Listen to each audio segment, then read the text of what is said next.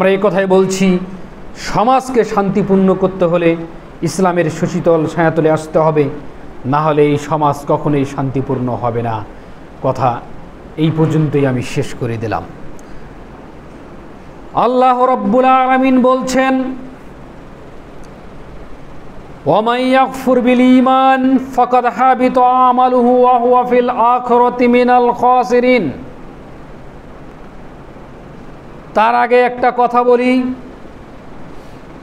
এই যে সুশিক্ষার কথা বললাম, এই সুশিক্ষা না থাকার কারণেই মানুষের আকীদা আমল বিভিন্ন দিকে বিভিন্ন পন্থায় ছুটাছুটি করে পথভ্রষ্ট হচ্ছে। কেউ ধর্মের নামে ধর্মকে মেনে জাহাল অবস্থায় রয়েছে, কেউ দাড়ি টুপি পরে জাহালিয়াতের কর্মকাণ্ডে লিপ্ত হয়েছে,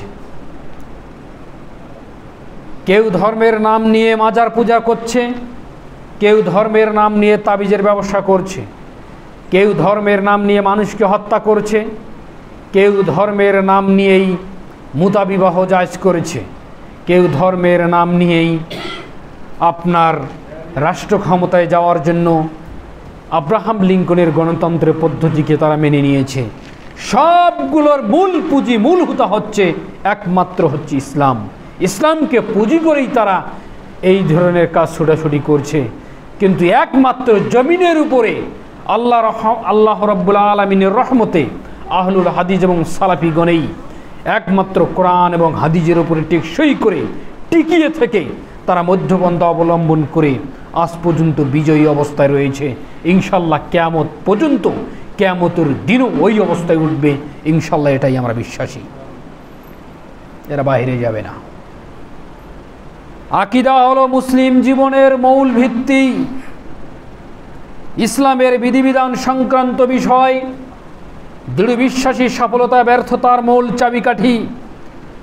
আকীদা বিশুদ্ধ হলে মুমিন জীবনের কথা কর্ম সব কিছুর আল্লাহর নিকটে গৃহীত হবে এবং চূড়ান্ত প্রতিদানের আখিরাতের ধন্য হবে।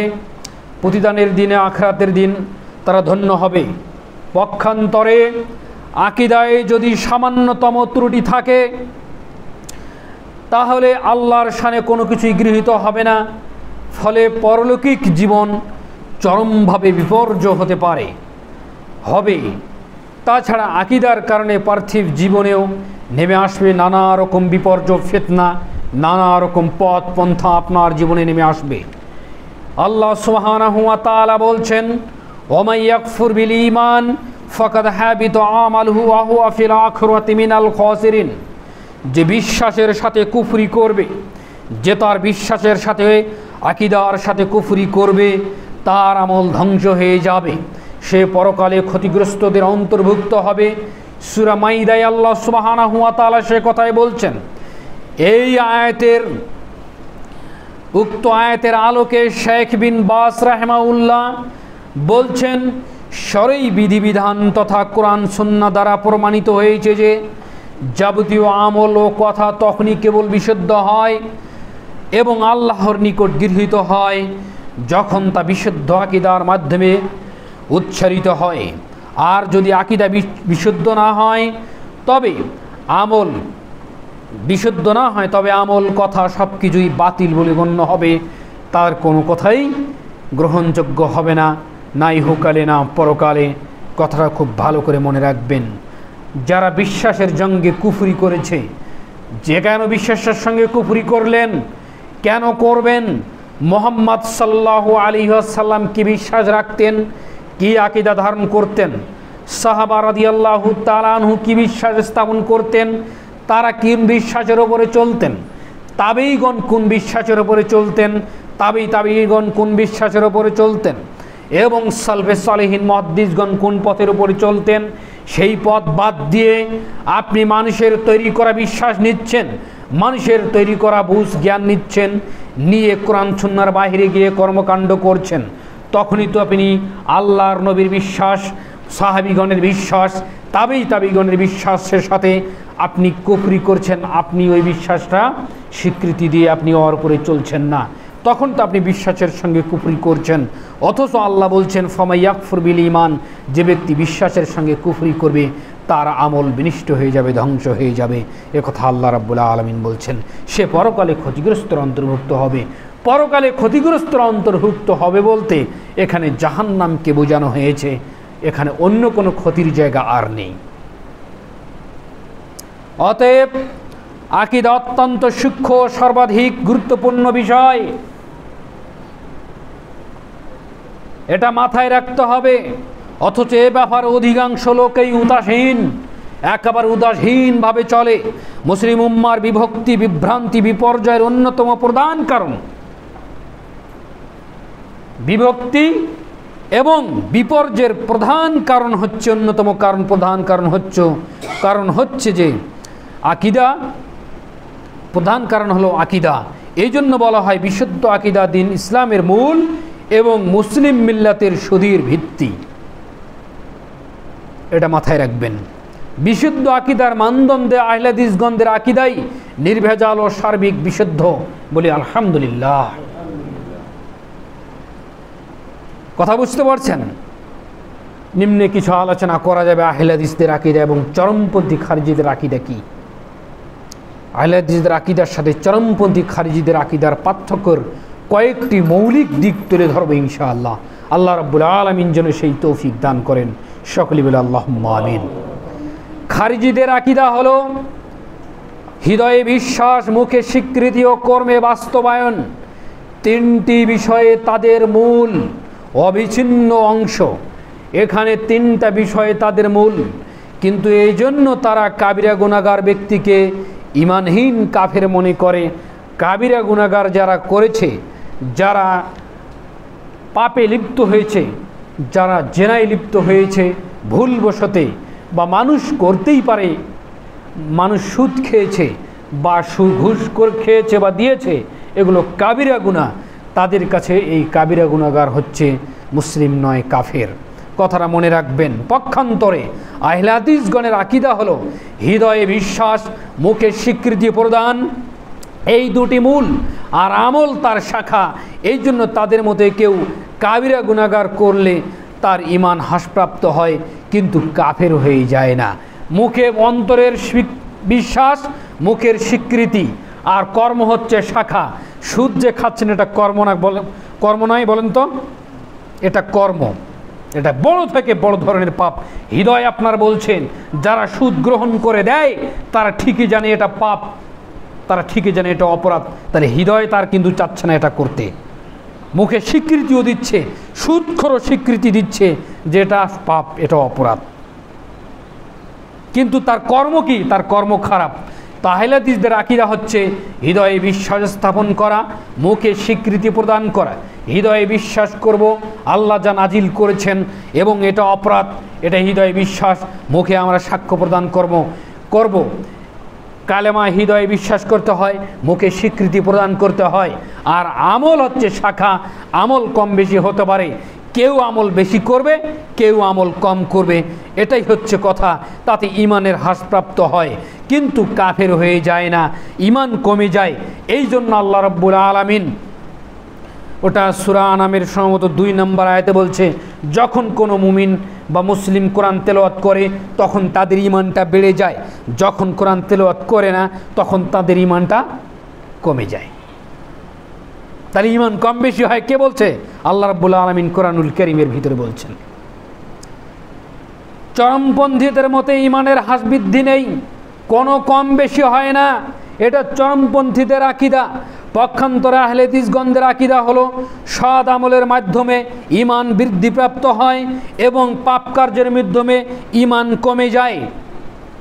কথা বুঝতে পারছেন? তাদের মতে কাবিরা গুনাহগার ব্যক্তি কাফের হয়, হত্যাযোগ্য অপরাধী, এবং তওবা না করে মারা গেলে সে চিরস্থায়ী জাহান্নামী। এটা চরমপন্থীদের আকীদা। আর আহলুল হাদিসদের আকীদা হচ্ছে এই যে গুনাহ যদি হয়েই যায়, অপরাধ যদি হয়ে যায়, অব্যাহত অবস্থায় ঈমান শূন্য হলেও সে ইসলাম থেকে খারিজ হয়ে যায় না। কথাটা বুঝে আসেন? ঈমান কমে যায় কিন্তু ইসলাম থেকে কি হয়ে যায় না? খারিজ হয়ে যায় না। তাই সে কাফেরও নয়, হত্যাযোগ্য ব্যক্তিও নয়, এবং চিরস্থায়ী জাহান্নামীও নয়। কেন? কালিমার বৌদুলতে আল্লাহ রাব্বুল আলামিন তাদেরকে এক সময় জাহান্নাম খেলে তাদেরকে জান্নাতে আল্লাহ সুবহানাহু ওয়া তাআলা দাখিল করবেন। কথাটা বুঝতে পারছেন? কেন কাফের নয়? তাহলে অন্য দিকে যেতে হয়। যেই মহিলা আল্লাহর নবীকে এসে বলেছিল, আল্লাহর নবী আমি জেনায় লিপ্ত হয়েছি, আমি গর্ভবতী, তাহলে সে বড় ধরনের অপরাধ করেছে। গর্ভবতী, পেটে বাচ্চা, অন্যের সন্তান, যার সন্তান নিয়ে আল্লাহর নবীর দরবারে হাজির। আল্লাহর নবী বলছে তুমি বাড়ি ফিরে যাও, আস্তাগফিরুল্লাহ, তওবা করো। আল্লাহর নবী বলছেন বাড়ি ফিরে যাও, তওবা করো। দুইজন লোক সম্পর্কে এই কথা আল্লাহর নবী বলছেন, একজন মহিলা সাহাবী আর একজন মাইস ইবনে মালিক সম্পর্কে বলছেন। তাহলে বড় থেকে বড় কাবিরা গুনাহগার এসে হাজির, তারা ভুল বুঝতে পারে, তওবার জন্য ফিরে এসেছে। আল্লাহর নবী পাপ প্রকাশ করতে না চেয়ে ফেরত দিতে চাচ্ছেন, ফেরত দিয়েই দিয়েছেন, কিন্তু তারা মানছেন না। তারা দুনিয়াতেই এর ফায়সালা নেবেন, পরকালে তারা জাহান্নাম খাটবেন না। কথাটা বুঝতে পারছেন? আর এদের মতে যারা পাপ করেছে তারা কাফের হয়ে চলে গেছে, কিন্তু সাহাবীগণের আমলে, আল্লাহর নবীর আমলে তারা কাফের হয়ে যায়নি। আল্লাহর নবী ইস্তেগফার, তওবা করার জন্য বাড়ি ফিরে দিচ্ছেন। আল্লাহর নবী বলছেন বাড়ি ফিরে তওবা করো। তখন মহিলা বলছে, আল্লাহর নবী আমাকে কি আপনি মাইজ ইবনে মালিকের মতো ফিরিয়ে দিতে চাচ্ছেন? অত্র হাদিসের বিবরণে বোঝা যায় যে মাইজ ইবনে মালিক ওই মহিলার ঘটনার আগের ঘটনা। কথা বুঝতে পারেননি? আপনি কি মাইজ ইবনে মালিকের মতো আমাকে ফিরিয়ে দিতে চাচ্ছেন, অথচ আমার গর্ভে সন্তান, আমার পেট উঁচু হয়ে গেছে। আল্লাহর নবী বলছেন যেদিন বাচ্চা খালাস হবে সেদিন এসো। বাচ্চা খালাসের পরে এসেছে, তারপরে বলছেন আমাকে পবিত্র করুন। কত হৃদয় উজাড় করে তওবার জন্য সে হাজির হয়েছে। তারপরে আল্লাহর নবী বলছেন যে বাচ্চাকে যখন বাইরের জিনিস খাবে তখন এসো, তাকে দুধ পান করাও। তার মানে দুধের বাচ্চা থাকাকালীন তাকে বিচার করা হবে না। এমন তো অবস্থায় দিন যায়, রাত যায়, 2 থেকে 2.5 বছর পর যখন আবার বিচারের জন্য আসে, বাচ্চার হাতে দেখে এক টুকরো খাদ্য রয়েছে, তখন আল্লাহ নবী বলছেন বাচ্চাটাকে কোনো এক মুসলিমের হাতে সমর্পণ করে বলছেন তাকে এখন বুক পর্যন্ত পুঁতি দিয়ে মারতে থাকো। মারতে থাকা হলো ইট পাটকেল, মারতে থাকা হলো। খালিদ বিন ওলীদ এমন ঢেল মেরেছে, ওইখান থেকে রক্ত ফিঙ্কি দিয়ে খালিদ বিন ওলীদের গায়ে পড়েছে। খালিদ বিন ওলীদ তখন ভর্ৎসনা করলো। আল্লাহর নবী সাল্লাল্লাহু আলাইহি সাল্লাম বলছেন, খালিদ তুমি তাকে গালি দিও না, সে এমন তওবা করেছে যদি উম্মতের মাঝে বিতরণ করে যাওয়া যায় সেটাই তাদের জন্য যথেষ্ট হয়ে যাবে। পাপের জন্য তওবার দরজা খোলা আছে আহলে হাদিসদের কাছে। আল্লাহ সুবহানাহু ওয়া তাআলার কাছে পাপের দরজা খোলা যতদিন না পশ্চিম দিকে সূর্য ওঠে কিয়ামতের পরকাল পর্যন্ত। কিন্তু খারিজিদের কাছে পাপের দরজা খোলা নেই। যদি পাপ হয়ে যায় কাবিরা গুনাহ, তাহলে তারা কাফের, তাকে হত্যা করতে হবে। যেমন তাতে বলিয়েন না, মানুষ যদি ভুল করে, পাপ করে, জেনা ব্যভিচার করে, সুদ খায়, আপনি তাকে পাপিষ্ট বলতে পারেন যে বড় ধরনের পাপ হচ্ছে, এই কথা বলিয়েন না যে বলে একে হত্যা করে ফেলো। এই কথা বলিয়েন না যে তাকে, সে ব্যক্তি কাফের হয়ে গেছে, এই তাকফির করিয়েন না, এই ফতুয়া ঝাড়ি করেন না। কথা বুঝতে পারেননি? তোমার বড় থেকে বড় পাপ হয়েছে, শোনো, তুমি তওবা করো, তুমি তওবা করো। তওবা করে আল্লাহ সুবহানাহু ওয়া তাআলা ক্ষমা করে দিবেন। যাদের জেনা হয়ে গেছে ভিতরে ভিতরে, তারা তওবা করে নিন। এই হাদিস থেকে শিক্ষণীয়, আল্লাহর নবী কি বলছে, এর যে এই বাড়ি ফিরে যাও, ওয়াস্তাগফিরুল্লাহ, তওবা করো। তার মানে পাপ প্রকাশ না হলে ভিতরে ভিতরে তওবা করে আল্লাহ ক্ষমা করে দিবেন। বলে সুবহানাল্লাহ। আর পাপ প্রকাশ পেলে কথা নেই, তাকে বিচার করতেই হবে। যদিও সমাজে শরঈ ভিত্তিতে কোনো বিচার ব্যবস্থা নেই, শরিয়া শাসন নেই। কথা বুঝতে পারছেন? পাপের যে ভোগের পর কালেমা তাইয়্যিবা আর বৌদুলতে এক সময় আল্লাহ তাআলা তাদেরকে জান্নাতে প্রবেশ করবে। এটাই হচ্ছে আহলুল হাদিসদের আকীদা। যেমন পূর্ণ মুমিন বলা যাবে না তাদেরকে, তেমন পূর্ণ কাফিরও তাদেরকে বলা যাবে না।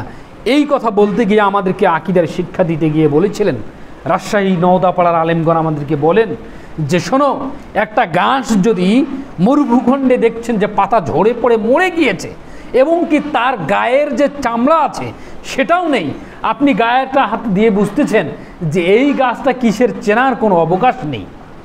কথা বুঝে আসেন? কিন্তু একটা শুকনো গাছ যদি থাকে যে কোনো কিছুই বোঝা যায় না, এটা তিতুল গাছ না, আম গাছ না, কাঁঠাল গাছ, তার মানে চামড়াটাও খসে চলে গিয়েছে। আমরা ভেবেই নিয়েছি গাছটা মৃত্যুবরণ করেছে, কিন্তু দাঁড়িয়ে আছে কি? গাছ দাঁড়িয়ে আছে, গাছ।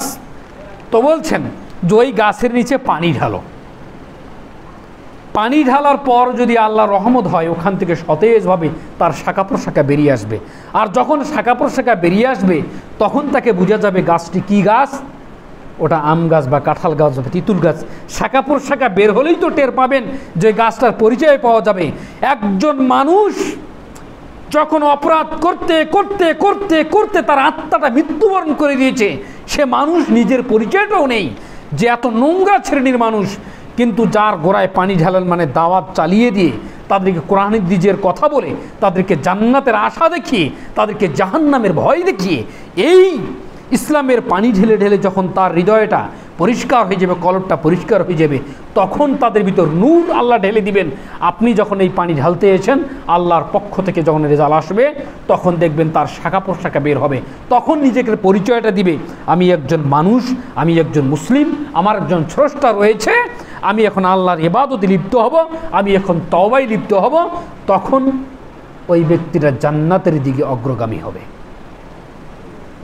কথাটা বুঝতে পারছেন? কোথায় থেকে কোথায় নিয়ে এসে আহলে হাদিসের আলেম ওলামারা আমাদেরকে শিক্ষা দিয়েছেন। একটা মানুষ নেশা করে, মানে সার্বিক নেশাগুলো করে, কথাই শোনে না, আপনি তার সঙ্গে সঙ্গ দিচ্ছেন না, তার সঙ্গে উনি আপনার সঙ্গে সঙ্গ দিচ্ছেন না, এমনও তো আছে সমাজের মানুষ, আছে না? আছে। কিন্তু একটা পর্যায়ে তাকে কিন্তু আপনার কাজে লাগে, আপনি তাকে কাজের জন্য আপনার বাড়িতে নিয়েছেন। এটা আমার জীবনের কথা আমি বলছি, মানে এই ধরনের ঘটনা আমার জীবনে ঘটেছে। তো আমি 2000 আগেই 98 সালের এই দিকে যখন আমি কাজ করতাম অন্যের বাড়িতে, এখনও করি, কাজ করতাম, তা মৌলানা আব্দুর রাজ্জাককে সবাই চেনেন, জামাত ইসলামের আমির ছিল এক সময়, 17 বছর এই শ্রীবন্দর থানায় আমিরগিরি করেছেন। তো আমি তার বাড়িতে কাজ করছি, তা আমাকে খাদ্য দিয়েছে মাটির উপরে। এই কথাটা এই জন্যে বলছি যে মানুষ যখন হেদায়েতপ্রাপ্তর একটা দাঁড়ে চলে যায় তখন আল্লাহ এইভাবেই মনে হয় কাউকে হেদায়েত দান করে। পরিবারে যদিও সালাত সিয়ামের প্রচলনটা আগে থেকেই ছিল, কিন্তু এখন যেটা গুরুত্ব বুঝেছে এই গুরুত্বটা ছিল না, এই আকীদা বুঝছিল না। সামাজিকভাবে যেটা চলছে এখন এটাই ছিল। তো মাটিতে আমাকে খাদ্য দিতে বসেছে, নাস্তার খাদ্য, বাড়িতে কোনো মানুষ নেই। তো উনি খাটের উপরে শুয়ে বই পড়ছেন, আর আমি নিচে কিন্তু আমাকে একটা সব বিছিয়ে দিয়েছে, আমি ওখানে বই পড়ছি, মানে আমি শুয়ে আছি। তা আমাকে সালাতুর রসুল বইটা আমাকে দিল, যেটা পড়ো। তা আমি বলছে তুমি লেখাপড়া কত দূর করছো? তা আমি যখন লেখাপড়াও চালাই, কাজও করি। তা আমি তখন ক্লাস 9-এ সম্ভবত, হ্যাঁ ক্লাস 9-এ, ক্লাস 8-এ, 1 বছর গ্যাপ গিয়েছে। আমি 2003-এ এসএসসি পরীক্ষা দিয়েছি। তারপর ওই সালাতুর রসুল বইটার মূল্য তখন কিন্তু 40 টাকা দাম, ছোট। তা আমাকে দেয়া হলো, তা আমি বইটা পড়ছি। একটা অধ্যায় আসলো যে যারা সালাত আদায় করে না তাদের হাসর নাসর হবে কার সঙ্গে? ফেরাউন, হামান, এদের সঙ্গে, উবাই বিন খালাফ, এদের সঙ্গে হাসর হবে। অথচ এরা জমিনের তৎকালীন সময় আল্লাহর নবীর জামানায় সবচেয়ে বড় কাফের। এই কথাটা, এই অধ্যায়টা পড়ার পর এই কথাটা কেন আমার মাথায় যেন একটা বাড়ি মারলো। তাহলে আমার হাসর কি তাদের সঙ্গে হবে? আর তাদের সঙ্গে হাসর নাসর হওয়া মানে আপনি তাদের সঙ্গে জাহান্নামে যাবেন। এই যে কথাটুকু আমাকে ভালো লাগলো। এই যে বইটা আমি পড়লাম, গোটা বইটা আমি শেষ করে দিলাম বেলা 4টা বাজতে বাজতে। ঘটনাটা প্রায় 1:20 থেকে 30 মিনিট আমার আজও মনে পড়ে। 4টা বাজতে বাজতে ওই 40 টাকার বইটা আমি গোটা শেষ করে দিলাম। ভিতরে একটা কী যেন ঢুকলো, এত সুন্দরভাবে একটা লিখুনি। আমি সালাত আদায় করি না একজন মুসলিম হয়ে, অথচ যারা সালাত আদায় করে না তারা কাফের, সবগুলো পড়লাম। এই যে আসরের সালাত থেকে সালাত শুরু হয়েছে, আজ অবধি কোনো দিন আমার জ্ঞান থাকাকালীন কোনো দিন সালাত পরিত্যাগ আমি করেছি এটা আমার জানা নেই। কথাটা বুঝতে পারছেন? তারপরে আমি ওই ব্যক্তিকে বললাম, বলছে আমি মানে তখন ওই লোক বলছেন, আব্দুর রাজ্জাক সাহেব বলছেন যে আমার বাড়িতে যত লোক কাজে আসে আমি কাউকে সালাতের জন্য চাপ সৃষ্টি করিনি, কোনো মানুষকে আমি আমার শক্তি প্রয়োগ করে দিনের পথে আনিনি, অথচ আমি তাদেরকে এত সুন্দরভাবে বুঝিয়েছি, তাদেরকে বই দিয়েছি, তাদের শিক্ষাগত যোগ্যতা আমি জেনেছি। এইভাবে দাওয়াতি মিশন চালিয়ে তাদের কর্মী মনে হয় যে হাজার হাজার তিনি তৈরি করে চলে গিয়েছেন। তো কেন বললাম?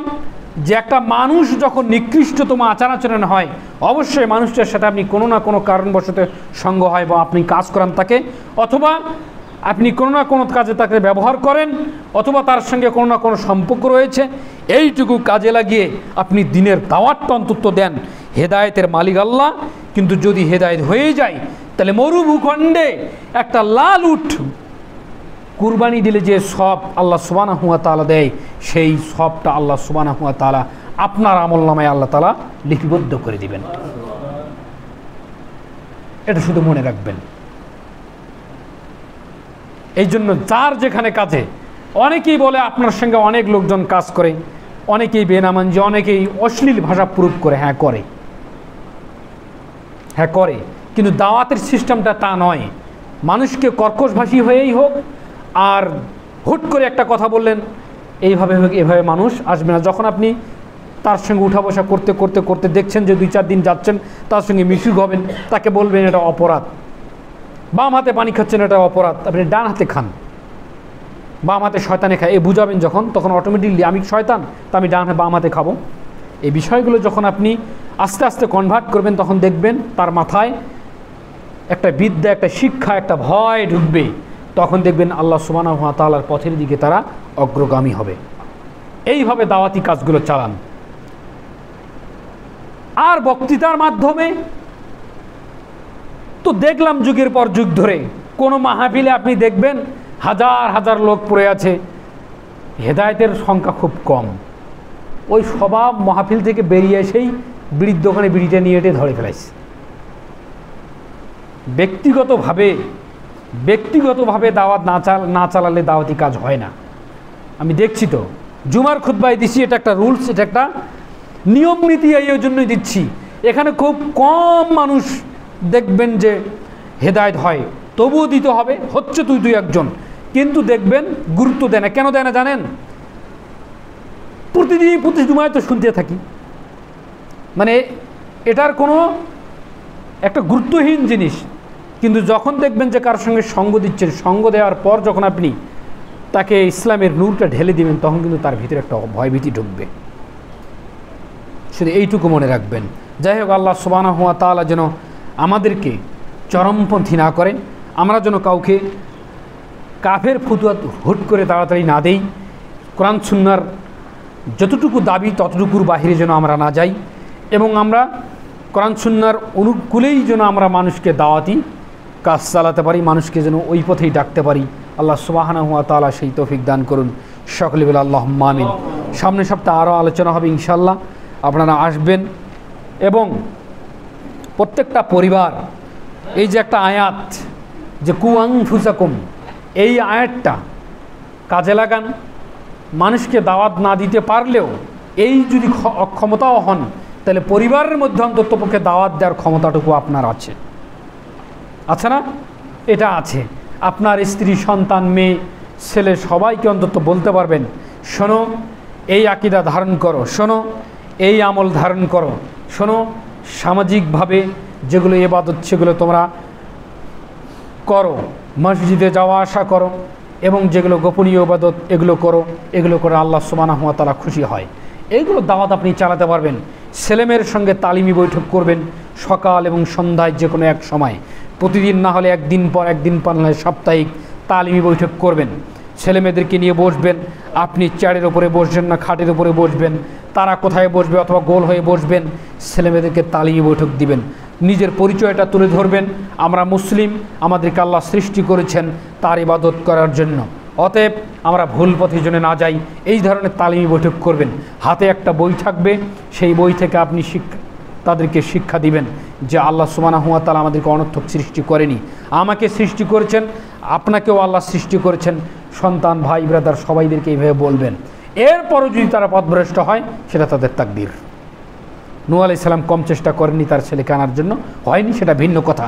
তাই বলে আপনি থেমে থাকবেন, বিষয়টা এমন নয়। আল্লাহ সুবহানাহু ওয়া তাআলা যেন কবুল করেন। সকল বলে আল্লাহুম্মা আমিন।